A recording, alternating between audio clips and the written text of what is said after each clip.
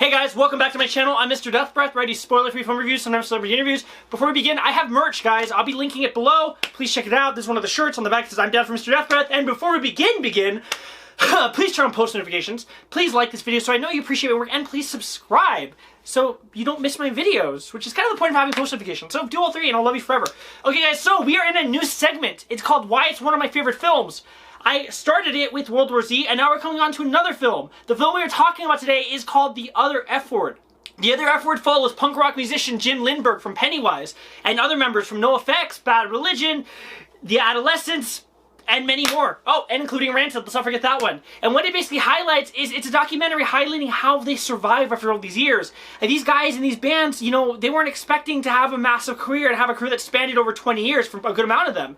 And it's following Jim Lindberg, the singer of Pennywise, and basically what's following is how he's adapted from being this angry punk rocker to becoming a parental figure, becoming what he swore to hate, right? He becomes the figure that he fought against. He's talking about society, he's talking about the parents and the authority figures that bring you down in the Pennywise song. And he's become that. So how do they handle that? How do they go about it? And it's really fascinating, because what you essentially end up getting is, you end up getting an in-depth, very intimate perspective from the musicians that you love and grew up with. I grew up listening to Pennywise and Rancid and NoFX, and I still do actually, you know?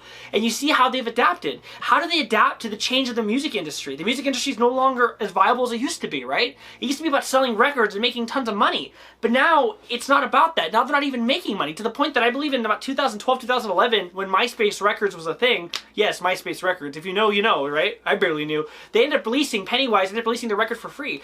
Because they're not making money. So now, record companies, or companies that were record companies, are making money off people's tours and their merchandise. So it's really interesting hearing how they've grown up and became this place where it's like, used to be that Pennywise can tour, you know, once a year and have several days off. Now they have to tour the majority of the time. They're touring 360 days out of the year, and if they're lucky, if they get 5 days off out of the year, and they're making all their money and source of income off of that.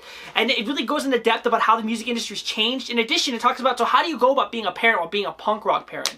Like, they show clips with Lars Fredriksson, one of the lead guitar players from Rancid, talking about how, you know, he's a father, and how it's strange, how he hasn't changed, how he's not going to change, or how Fat Mike, or Mike Berkowitz, as his real name is, the singer of NoFX, how he talks about how he wants to be the father he had to be, but he didn't want to lose his identity and who he was. And it's really fascinating seeing these punk rock legends, these punk rock heroes, become parents, and how they handle being parents, how they handle not being like their parents. In addition, it dives deep into a lot of their history. You see how a lot of these men and artists were broken. They came from broken homes, and in turn they created this amazing music. And it almost makes you wonder, if they weren't from broken homes, would they have amazing music? Another thing they really talk about is fascinating is tour life. What is tour life like for a working class band like Pennywise, or for like NoFX? And it's exhausting. It's like they're always on tour, they're missing everything, they're missing their father-daughter dances, they're missing Christmas, holidays, just so they can make ends meet.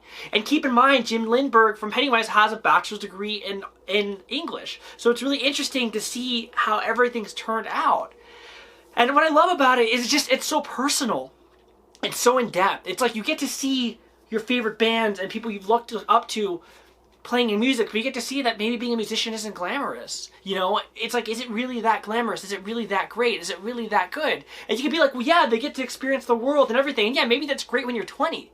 But when you don't crack big, like a band like Rancid, who's, you know, made hundreds of millions of dollars because they had their hands in many pies, or bands like AFI, it just gets difficult. Like, how do you stay afloat? You know, like the working class bands really struggle, and they have to be on tour all the time, and it's insane. And one more thing I really loved about it is you get this whole punk rock perspective. Yes, we've seen it. It was a violent time in the scenes, and it was crazy, and it was everywhere, and you get beat up for being punk. Yeah, all that stuff, but you get it from the perspective of the musicians. Usually it's from the perspective of people talking about it, and, you know, a little bit about musicians, you know, being a part of it, but really talking about how, again, Jim Lindberg, because it's the framing device for the whole film, how he grew up listening to Black Flag, and how he took a job literally across the street where Black Flag would play, and when they were located, you know, where their home base was. And it's just a really fascinating documentary. It's just so good. It's like half history of punk rock, half being a father, half what it's like being on tour, and half the changing of the music industry and how they're surviving now.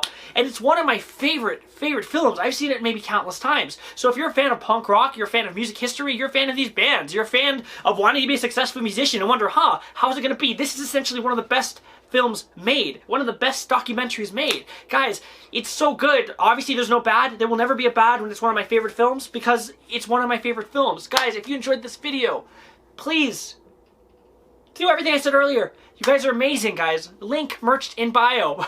Merch link in bio. Guys, you're amazing. I appreciate your support. Stay safe, stay indoors, be happy, be merry, be creative, and I'll see you soon.